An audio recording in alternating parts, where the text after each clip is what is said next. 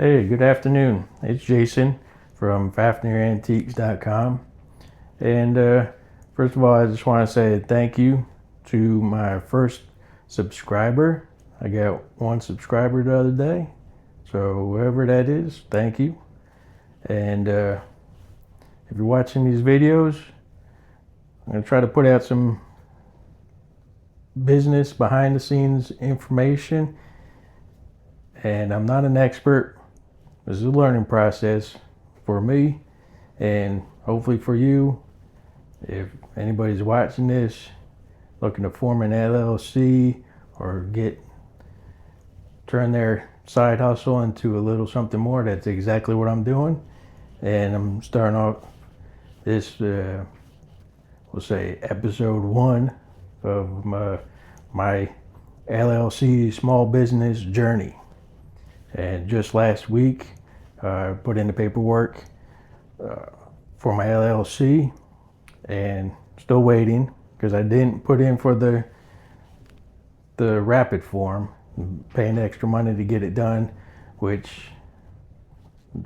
number one, not a mistake, but something I should have thought about maybe a little bit more and just paid the extra money and had the rapid response, because now I'm waiting 15 to 18 days for the paperwork to get back. In the meantime, I can't apply for my EIN, and I really shouldn't open up any sort of banking account, checking account, or any of that. And I'll get to that in a second. But also along the lines with the EIN, in order to start up the eBay store, you're going to need your EIN if you want to do this in any sort of legitimate perspective, taking your little side hustle up to the next level. So you're going to need that EIN. And so, yeah, I'm kind of like in this stuck place where I'm kind of waiting, and I'm trying to do what I can behind the scenes until I get my paperwork done, and then go ahead and open up the checking accounts, the eBay store, and just really start taking that next step. But I tell you what, it's been probably about 10-11 days now, and this feels like forever. I want to get the ball rolling and start getting these things knocked out. Yeah, so the website's kind of on hold right now. It's pretty much all done. Just waiting until I can get everything all set up and put out there. So yeah, I just wanted to kind of get into a little, background, and I'll probably do some of these little videos maybe every week or so about from behind the scenes of starting an LLC, and we'll kind of take it from there and see how things go. And yeah, just going back to one of the reasons why I haven't used my personal account, or why you shouldn't use a personal account if you want to take your side hustle or anything to kind of like the next level when you're formatting the LLC. Because once you go ahead and have your LLC, you don't want to use your business accounts for any sort of personal use, and vice versa. This just kind of starts getting into a whole lot of accounting type of difficulties, and what was referred to as piercing a corporate veil, or commingling funds. So that's a big red flag. That can kind of get you into some troubles. I don't know specifically what troubles, maybe some sort of fines with your state or whatever. But I'm trying to avoid that from the get-go. So this process is taking a little bit of time. This way, once I get the LLC paperwork, the EIN, the checking account, and then eBay store, and then all the other things that are going to go on behind the scenes for this small business. All that I just want to make sure is what should be and will be a separate entity, and this way I don't have to worry about the commingling of funds or piercing the corporate veil. So that's just kind of what's taking place here, and maybe just a couple things for you to think about and look out for if you're deciding to do an LLC. I still think it's probably at this point a good way to go, because I did a decent amount of research beforehand on kind of how to set these things up. And my main reason of setting this up as an LLC is basically from a perspective of asset protection and liability protection, and that's what it's really going to offer a person when you're setting this up, because it's going to protect your assets, your inventory. Doesn't matter what you're doing. You could be a landscaper cutting grass. You have that asset protection where your equipment is protected if something happens, if you're in some sort of accident or whatever. A lot more so than, well, not more so, but in a different perspective than insurance. Insurance will definitely give you protection on certain things, but you also want to be protected on a personal level, separate from the business level, because like I said, God forbid there's some sort of accident, somebody gets injured or killed. If you're just running your side hustle, like a sole proprietorship, and everything's just going through your regular checking accounts and everything else, if you're out there and you have an accident and there's some sort of lawsuit, you're gonna lose all your personal stuff, and you could lose all your business stuff too. You go from hero to zero in a blink of an eye.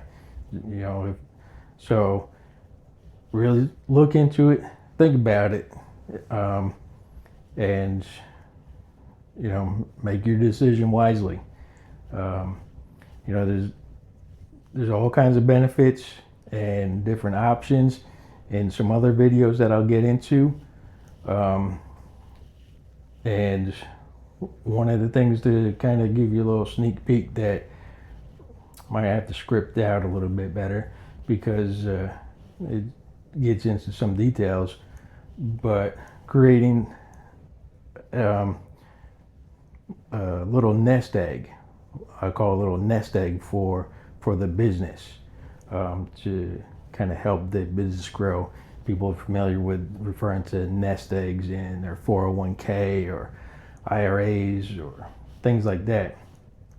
So I'm also creating a nest egg within the business. Like I said, I'll get into more details about that down the road as this progresses, and this is still early on for me. This is I think I said like 10 or 11 days. I still got a few more days before I can get my paperwork for the LLC formation, the EIN, and I'll give you all an update on how that's going. And I think that's about it right now.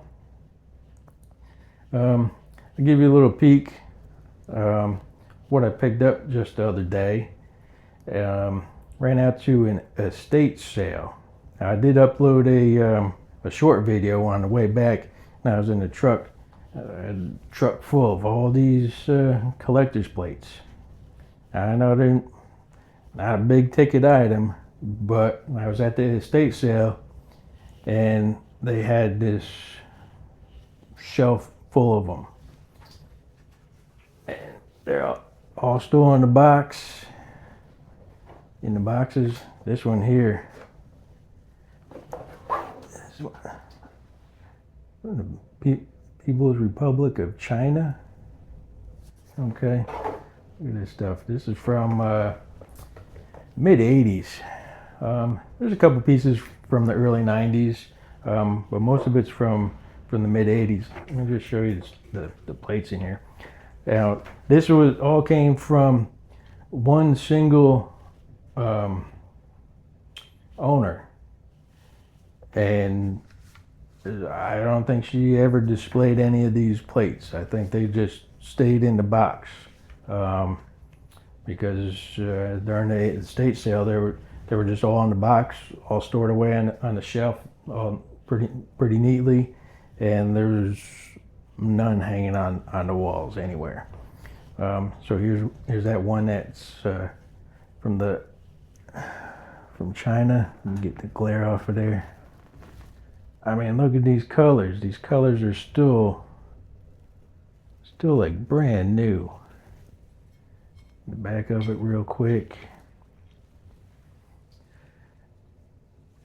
I know I was going to try to just keep this video to talking about business, but I like kind of,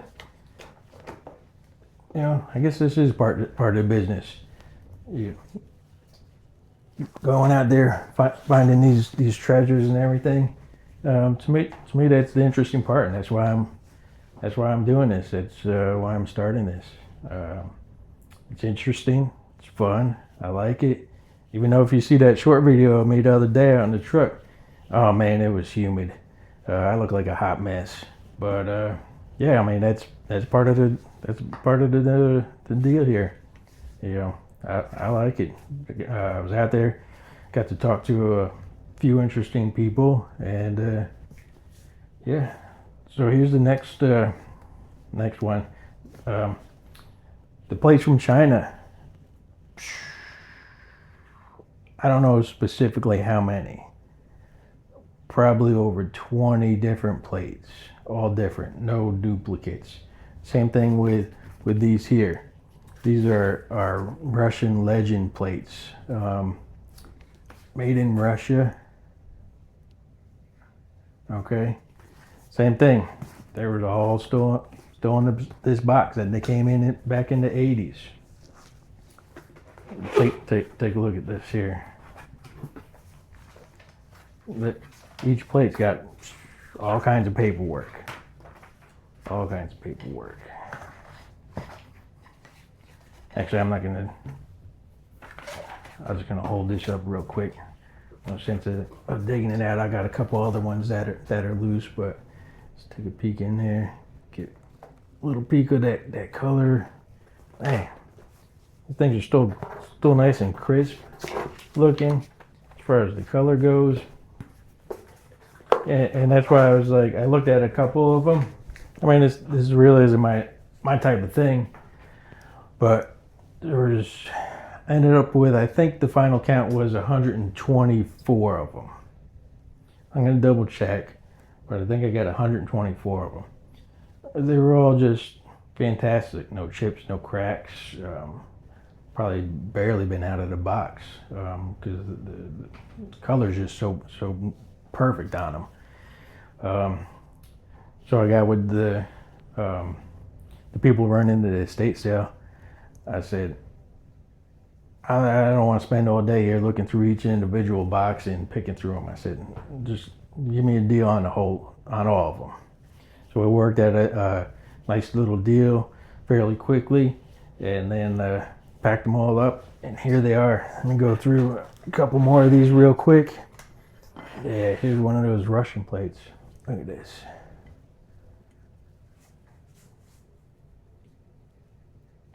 Look at that. Like I said, these aren't huge ticket items, but it's just kind of gives you something to think about from a business perspective. Is that sometimes something that's you might be able to work out some sort of good deal, and where it's beneficial to both parties. And that's the thing, is just going out there and You know, this was probably the last thing on my mind, getting 120 something collector plates from the 80s. Like, but I got there, and you know, the deal presented itself. Check out this one. This one's cool. I like this. Look at that. I mean, these things are almost perfect. Almost perfect. I'll show you. I'll get a couple more of these plates from China. Also, there's a couple that say they're from Japan. Just got 2 or 3 of those. Yeah, real quick, the back here. Little dragon on the back.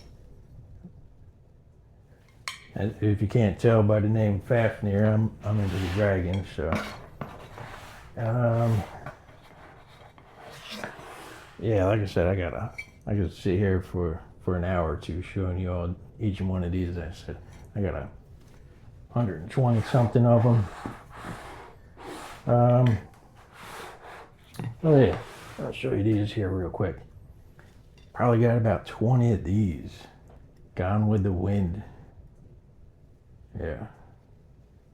Like, look at the color on that.